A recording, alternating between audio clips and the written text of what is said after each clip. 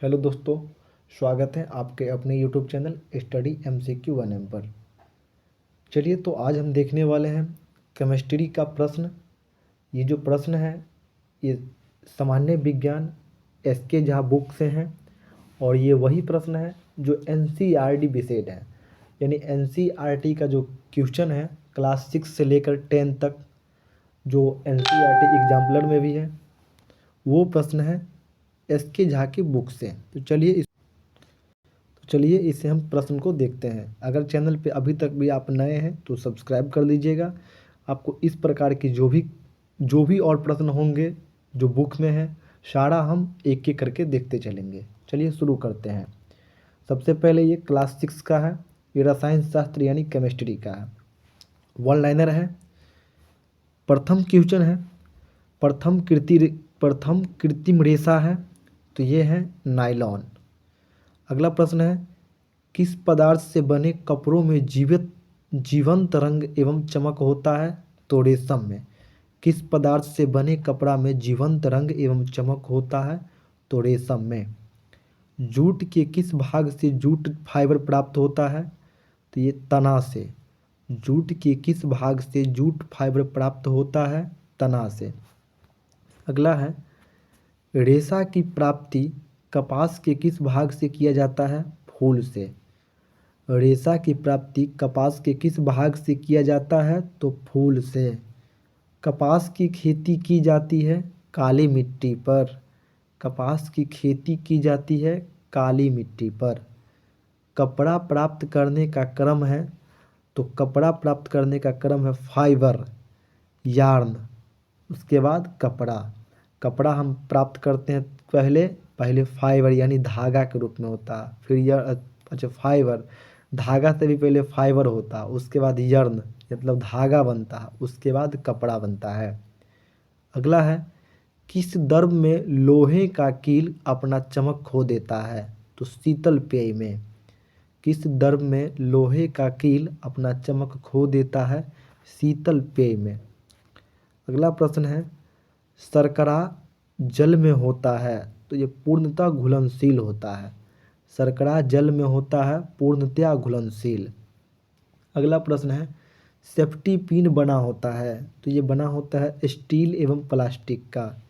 Safety pin बना होता है स्टील एवं प्लास्टिक का। अगला प्रश्न है, कुछ सब्जियां जैसे आलू, भिंडी, बैगन आदि को अलग किया जाता है हस्तचयन विधि द्वारा।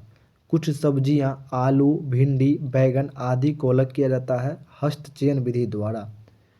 सूखे पौधों की डंडियां से अनाज को अलग करने की विधि कहलाती है थ्रेसिंग। सूखे पौधों की डंडियों से अनाज को अलग करने की विधि कहलाता है थ्रेसिंग। हवा की सहायता से भूसी को अनाज से किस विधि द्वारा अलग किया जाता है निष्पावन विधि से। हवा की सहायता से भूसी को अनाज से किस विधि द्वारा अलग किया जाता है निष्पावन विधि से। मिश्रण के तली में बैठे पदार्थ को अवसादन विधि से अलग किया जाता है तथा ऊपर स्थित पदार्थ को किस विधि से अलग किया जाता है तो निस्तारण विधि से। मिश्रण की तली में बैठे पदार्थ को अवसादन विधि से अलग किया जाता है तथा ऊपर स्थित पदार्थ को किस विधि से अलग किया जाता है तो निस्तारण विधि से। अगला प्रश्न है, द्रव को छानने की प्रक्रिया कहलाता है निस्यंदन। द्रव को छानने की प्रक्रिया कहलाता है निस्यंदन। लस्सी से वसा की मात्रा को किस विधि द्वारा कम किया जाता है मंथन। लस्सी से वसा की मात्रा को किस विधि द्वारा कम किया जाता है मंथन द्वारा। मक्खन एवं क्रीम बनाने में मंथन विधि का प्रयोग किया जाता है तथा मक्खन एवं क्रीम से घी किस विधि से प्राप्त किया जाता है तो निस्तारण एवं निस्पंदन। यानी मक्खन एवं क्रीम बनाने में मंथन विधि का प्रयोग किया जाता है तथा मक्खन एवं क्रीम से घी किस विधि से प्राप्त होता है तो मक्खन एवं क्रीम से घी प्राप्त होता है निस्पंदन विधि से। और मक्खन एवं क्रीम बनाने में मंथन विधि का प्रयोग होता है जिसमें निस्तारण का प्रयोग होता है।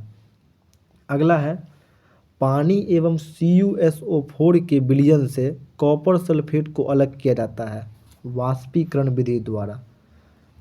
पानी एवं CuSO4 के विलयन से कॉपर सल्फेट के अलग किया जाता है वाष्पीकरण विधि द्वारा। बर्फ यानी ठंडा पानी के गिलास के ऊपर पानी की बूंद किसके कारण बन जाता है? वायुमंडलीय जलवाष्प का संघनन के कारण।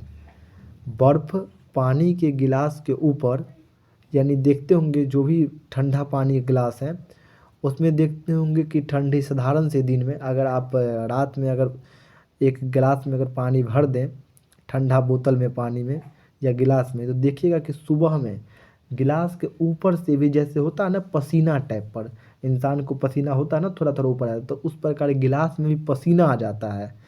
तो जैसे पानी गिलास के ऊपर पानी की बूंद किसके कारण बन जाता है, यानी पसीना, तो ये बन जाता है वायुमंडलीय जलवाष्प का संघनन के कारण। अगला है बोतल के अंदर तली के पानी का बोतल के अंदर ऊपरी भाग में बूंद के रूप में बना उदाहरण है तो वाष्पीकरण और संघनन के कारण। पहले वाष्पीकरण होगा फिर उसके बाद संघनन होगा, याद रखना है। यानी बोतल के अंदर तली के पानी का बोतल के अंदर ऊपरी भाग में बूंद के रूप में बनना, वही बात है कि बोतल में पानी भरा हुआ उसके ऊपर देखते हैं बोतल के अंदर में ही, ये तो गिलास वाला था और एक बोतल वाला है कि आप देखते होंगे कि अगर आधा बोतल पानी है तो देखते होंगे कि आधा बोतल के ऊपर वाला जो भाग है अंदर में ही, जैसे लगता होगा कि धुंधा के तरफ, जैसे लगता है कुहासा हो जाता है ना वैसा टाइप का हो जाता है। तो ये किसके कारण हो जाता है? तो ये बन जाता है पहले वाष्पीकरण और फिर संघनन, ऐसा आप देख सकते हैं। तो प्रयास कर सकते हैं, ठंडी का मौसम ऐसे भी चल रहा है। अगला है मोमबत्ती का जलना किसका उदाहरण है? तो ये रासायनिक परिवर्तन है। मोमबत्ती का जलना रासायनिक परिवर्तन है। और यही में अगर है कि मोमबत्ती को जलते समय कौन सा परिवर्तन है, तो जलते समय भौतिक और रासायनिक दोनों परिवर्तन है।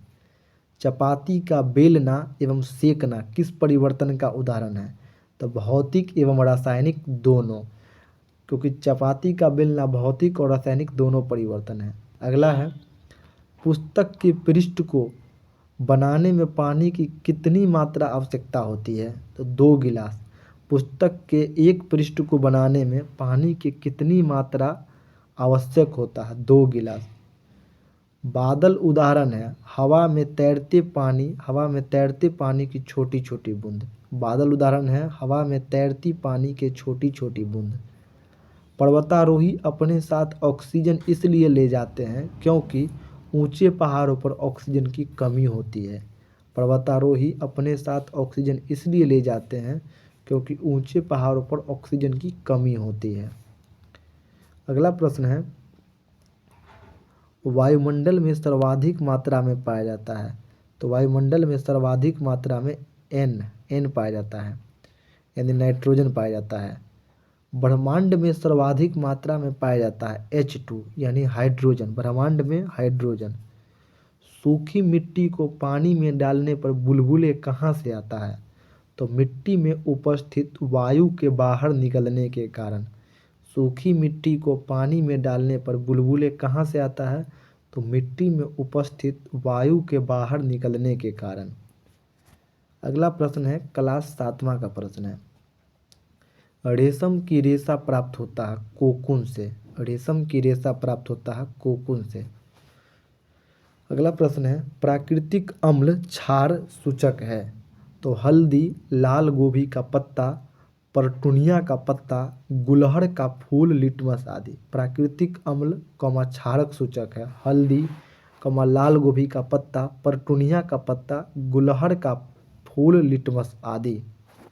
अगला प्रश्न है कृत्रिम अम्ल क्षार सूचक है मिथाइल ऑरेंज और फेनोल्फेथलीन आदि का। कृत्रिम अम्ल क्षार सूचक है मिथाइल ऑरेंज और फेनोल्फेथलीन आदि का। अगला प्रश्न है संकेतक अम्ल और क्षार। लिटमस पेपर अम्ल में लाल होगा और क्षार में नीला। मिथाइल ऑरेंज अम्ल में लाल और क्षार में पीला। फेनोल्फेथलीन अम्ल में रंगहीन और क्षार में गुलाबी। हल्दी में जो है ये पीला और नीला और क्षार में लाल दिखाई पड़ेगा। गुड़हल का पुष्प अम्ल में गुलाबी और क्षार में हरा दिखाई पड़ेगा। अगला प्रश्न है, मिट्टी की क्षारीयता को कम करने के लिए उसमें क्या मिलाया जाता है? तो कार्बनिक पदार्थ यानी अम्ल। मिट्टी की क्षारीयता को कम करने के लिए उसमें मिलाया जाता है कार्बनिक पदार्थ यानी अम्ल। लिटमस पत्र प्राप्त किया जाता है काई से। लिटमस पत्र प्राप्त किया जाता है काई से। गैल्वेनाइजेशन से किसे बचाया जाता है? तो लोहा को। गैल्वेनाइजेशन से किसे बचाया जाता है? लोहा को। भौतिक एवं रासायनिक परिवर्तन होता है, तो भौतिक एवं रासायनिक परिवर्तन होता है उत्क्रमणीय एवं अउत्क्रमणीय। भौतिक होता है उत्क्रमणीय एवं रासायनिक होता है अउत्क्रमणीय। अगला है, अवस्था ठोस, द्रव और गैस में परिवर्तन में कौन सा अभिक्रिया का उदाहरण है? तो ये भौतिक अभिक्रिया है। अवस्था में परिवर्तन कौन सी अभिक्रिया है? भौतिक अभिक्रिया है। लवण युक्त जल जंग लगने के दर पर क्या प्रभाव डालता है? बढ़ता है। लवण युक्त जल जंग लगने के दर पर क्या प्रभाव पड़ता है? तो बढ़ता है। मौसम बुलेटिन में प्रदर्शित अधिकतम और न्यूनतम तापमान होता है दिन और रात का। मौसम बुलेटिन में प्रदर्शित अधिकतम और न्यूनतम तापमान होता है दिन और रात का। अगला है, पृथ्वी पर जल 71% है, लेकिन पीने लायक जल कितना है? तो पीने लायक जल है 0.006%। पृथ्वी पर जल है 71%, लेकिन पीने लायक जल है मात्र 0.006%। संयुक्त राष्ट्र द्वारा प्रति व्यक्ति प्रतिदिन के लिए जल की न्यूनतम कितनी मात्रा आवश्यकता होती है? 50 लीटर। संयुक्त राष्ट्र द्वारा प्रति व्यक्ति प्रतिदिन के लिए जल की न्यूनतम कितनी मात्रा आवश्यकता पड़ती है? 50 लीटर। फिल्ट्रेशन प्लांट में पानी को साफ किया जाता है रेत, महीन बजरी और मध्य बजरी। फिल्ट्रेशन प्लांट में पानी को साफ किया जाता है रेत, महीन बजरी और मध्य बजरी। अगला है क्लास 8वां का क्वेश्चन है, रेयान का स्रोत है काष्ठलुक्दी। रेयान का स्रोत है काष्ठलुक्दी। पॉलीकोट बनाने के लिए मिश्रित किया जाता है पॉलिस्टर और कपास का। पॉलीकोट बनाने के लिए मिश्रित होता है पॉलिस्टर और कपास का। वह पदार्थ जो सामान्यतः रसोई घर में काम आने वाला जार बनाने का काम आता है, ये पेट। वह पदार्थ जो सामान्य रसोई घर में काम आने वाला जार बनाने में काम आता है, पेट। जीवाश्म ईंधन किसके अवशेष से प्राप्त होता है? मृत जीवी। जीवाश्म ईंधन किसके अवशेष से प्राप्त होता है? मृत जीव से। अगला प्रश्न है, कोयला किसके अवशेष से प्राप्त होता है? तो केवल वनस्पति। कोयला किसके अवशेषों से प्राप्त होता है? केवल वनस्पति। कोल तार से नेप्थलीन की गोलियां बनाई जाती है किसे भागने के लिए? तो मोथ यानी कीट। कोल तार से नेप्थलीन की गोलियां बनाई जाती है किसे भगाने के लिए? तो मोथ को भगाने के लिए, कीट को भगाने के लिए। कोक पेट्रोलियम अवयव नहीं है, यह अवयव है कोयला का। कोक पेट्रोलियम अवयव नहीं है, यह अवयव है कोयला का। पेट्रोलियम का निर्माण उस जीव से हुआ है जिसका निवास स्थान था समुद्र। पेट्रोलियम का निर्माण उस जीव से हुआ जिसका निवास स्थान था समुद्र। वह ताप जिस पर कोई पदार्थ जलना प्रारंभ कर देता है वह कहलाता है ज्वलन ताप।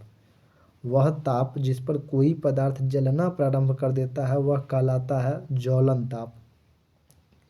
प्रति ग्राम ईंधन के दहन से जो ऊष्मा प्राप्त होता है उसे कहते हैं ऊष्मीयमान। प्रति ग्राम ईंधन के दहन से जो ऊष्मा प्राप्त होता है उसे कहते हैं ऊष्मीयमान। ऊष्मीयमान गैस, उसके बाद द्रव, उसके बाद ठोस। ज्वलन ताप गैस, उसके बाद द्रव, अच्छा गैस सबसे कम, उससे अधिक द्रव और उससे अधिक ठोस। अगला प्रश्न है, मैग्नीशियम का रिबन वायु में जलकर उत्पन्न करता है MgO प्लस ऊष्मा प्लस प्रकाश।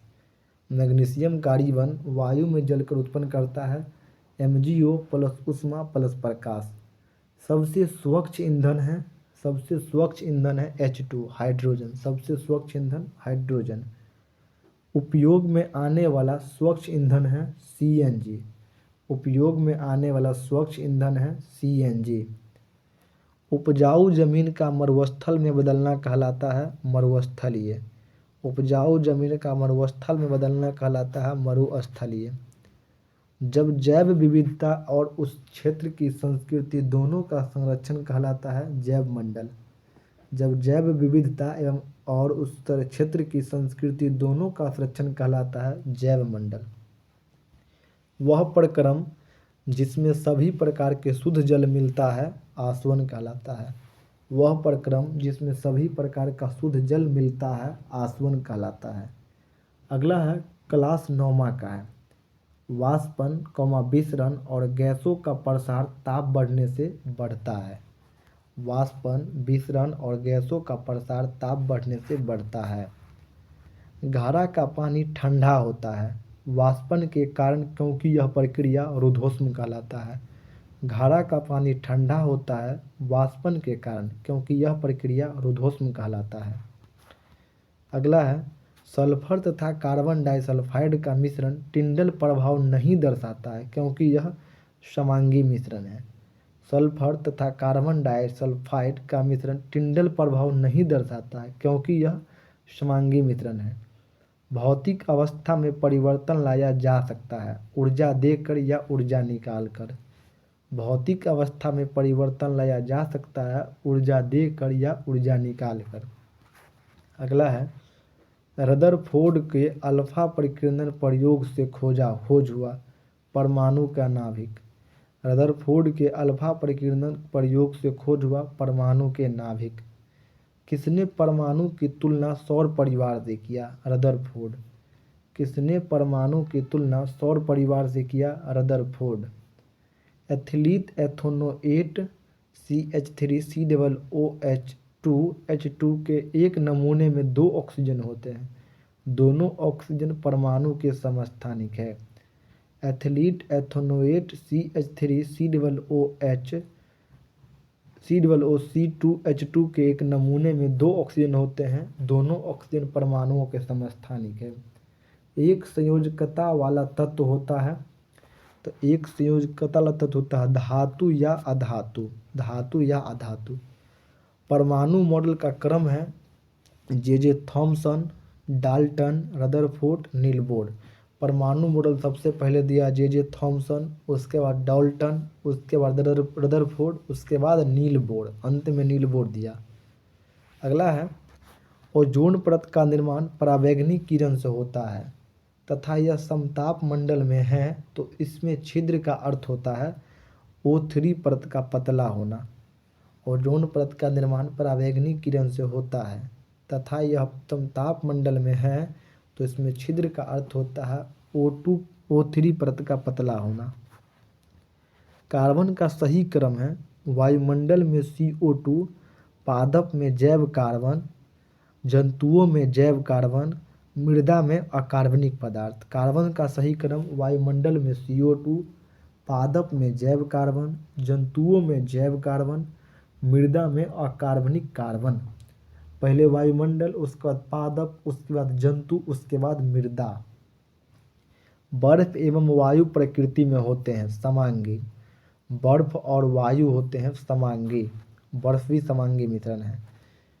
नाइट्रोजन पौधे की वृद्धि में सहायक होता है, तो नाइट्रोजन का ऑक्साइड वृद्धि रोकता है।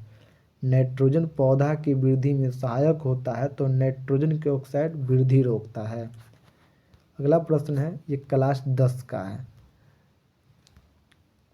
सूर्य के प्रकाश में उपस्थित सिल्वर क्लोराइड के उद्भासन पर वह सलेटी क्यों हो जाते हैं? सिल्वर क्लोराइड के अपघटन पर सिल्वर बनने के कारण। सूर्य के प्रकाश की उपस्थिति में सिल्वर क्लोराइड के उद्भासन पर वह सलेटी क्यों हो जाते हैं? सिल्वर क्लोराइड के अपघटन पर सिल्वर बनने के कारण। जल के विद्युत अपघटन में मुक्त हाइड्रोजन एवं ऑक्सीजन गैस के मोलर अनुपात है 2:1। जल के विद्युत अपघटन में मुक्त हाइड्रोजन एवं ऑक्सीजन गैस के मोलर अनुपात है 2:1। अगला प्रश्न है, पारा के स्थान पर गले स्टीज का कोल तार के स्थान पर बिटुमेनन का तो लेड नाइट्रेट का स्थान पर किसका प्रयोग किया जाता है? लेड एसीटेट का। पारा के स्थान पर गले स्टीज के कोल तार के स्थान पर बिटुमेनन का तो लेड नाइट्रेट के स्थान पर किसका प्रयोग किया जाता है? Lead acetate. तेल के नमूने को लंबे समय तक ताज़ा रखने के लिए प्रयोग होता है HE तथा N2 का। तेल के नमूने को लंबे समय तक ताज़ा रखने के लिए प्रयोग होता है HE तथा N2 का। जब परखनली में अम्ल के साथ क्षार मिलाया जाता है तो लवण बनता है और ताप बढ़ता है।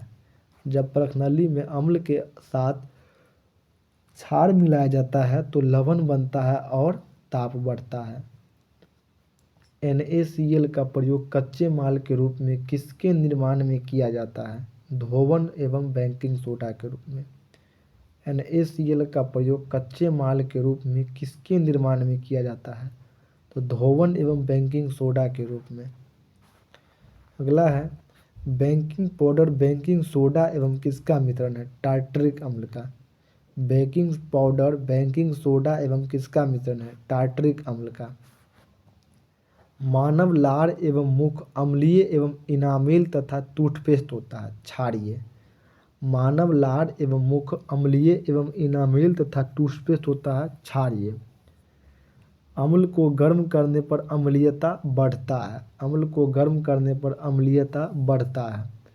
सोना घुलता है एक्वारेजिया में। सोना घुलता है एक्वारेजिया में।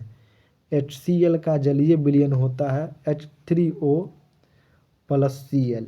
HCl का जलीय विलयन H3O plus HCl plus Cl।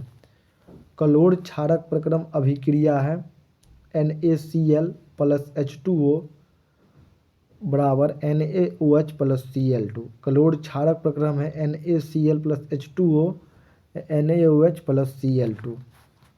अगला है, आयरन तथा भाप के लंबे समय तक अभिक्रिया से क्या बनता है? Fe3O4। आयरन तथा भाप के लंबे समय तक अभिक्रिया से क्या बनता है? Fe3O4। अगला प्रश्न है, कैल्शियम जल के साथ क्रम प्रचंड अभिक्रिया करता है तथा कौन से गैस बुलबुले कैल्शियम के सतह पर चिपक जाता है? H2 मतलब हाइड्रोजन।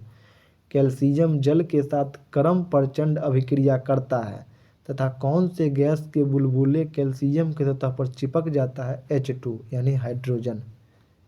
धातु सामान्यतः अम्ल से क्रिया कर लवण एवं हाइड्रोजन देता है, लेकिन कौन सा अम्ल धातु से क्रिया करके H2 नहीं देगा? HNO3। धातु सामान्यतः अम्ल से क्रिया कर लवण एवं हाइड्रोजन देता है, लेकिन कौन सा अम्ल धातु को छोड़कर धातु से क्रिया कर H2 नहीं देगा? तो HNO3। आयनिक यौगिक में इलेक्ट्रॉन का आदान प्रदान होता है तो HCl है, आयनिक यौगिक नहीं। आयनिक यौगिक में इलेक्ट्रॉन का आदान प्रदान होता है तो HCl है, आयनिक यौगिक नहीं। Au, Ag तथा Pt प्रकृति में पाया जाता है मुक्त अवस्था में। Au, Ag तथा Pt प्रकृति में पाए जाते हैं मुक्त अवस्था में। कॉपर को वायु में खुला रखा जाए तो यह अपनी भूरी स्तर खोकर हरे रंग की परत किसके कारण होता है? CuCO3। कॉपर को वायु में खुला रखा जाए तो यह अपनी भूरी स्तर खोकर हरे रंग की परत किसके निर्माण कारण होता है? CuCO3। अगला प्रश्न है, कौन धातु गलित अवस्था में उनके क्लोराइडों के विद्युत अपघटन से प्राप्त होता है? तो Na तथा Ca। कौन धातु गलित अवस्था में उनके क्लोराइडों के विद्युत अपघटन से प्राप्त होता है? Na तथा Ca। मिश्र धातु है समांगी मिश्रण। मिश्र धातु है समांगी मिश्रण। उभयधर्मी ऑक्साइड है Al, Zn, Pb, Sn। उभयधर्मी ऑक्साइड बनाता है Al, Zn, Pb, Sn। अगला प्रश्न है, निकेल अथवा पैलिडियम उत्प्रेरक की उपस्थिति में वनस्पतिक तेल से घी बनना उदाहरण है संकलन अभिक्रिया का। निकेल अथवा पैलेडियम उत्प्रेरक की उपस्थिति में वनस्पतिक तेल से घी बनाना उदाहरण है संकलन अभिक्रिया का। एथेनॉल सोडियम से अभिक्रिया कर दो उत्पाद बनाता है, सोडियम एथाक्साइड तथा हाइड्रोजन। एथेनॉल सोडियम से अभिक्रिया कर दो उत्पाद बनाता है, सोडियम एथाक्साइड तथा हाइड्रोजन। अगला है एल्काइन समजातीय श्रेणी का प्रथम सदस्य है एथाइन। एल्काइन समजातीय श्रेणी का प्रथम सदस्य है एथाइन। अष्टक नियम न्यूलैंड ने 1863 में दिया। अष्टक नियम न्यूलैंड ने 1863 में दिया, जिसमें सारणी 56वें तत्व थोरियम पर समाप्त होता है तथा यह नियम कहाँ तक लागू है तो कैल्शियम तक। अष्टक नियम न्यूलैंड ने 1863 में दिया, जिसमें सारणी 56वें तत्व थोरियम पर समाप्त होता है तथा यह नियम कहाँ तक लागू होता है तो कैल्शियम तक लागू होता है। अगला प्रश्न है मेंडलीव ने आवर्त सारणी 1869 में दिया, जबकि जर्मन पत्रिका में 1871 में छपी। उस समय तत्व की संख्या थी 63। मेंडलीव ने आवर्त सारणी 1869 में दिया, जबकि जर्मन पत्रिका में 1871 में छपी। उस समय तक तत्व की संख्या थी 63 थी उस समय तक तत्व की संख्या। चलिए आज की क्लास यहीं समाप्ति होती है। अगला जो होगा वो बायोलॉजी का क्लास होगा। मिलेंगे अगली वीडियो में। वीडियो कैसा लगा कमेंट कीजिएगा, अच्छा लगा होगा तो शेयर कीजिएगा, सब्सक्राइब कीजिएगा। जय हिंद, जय भारत।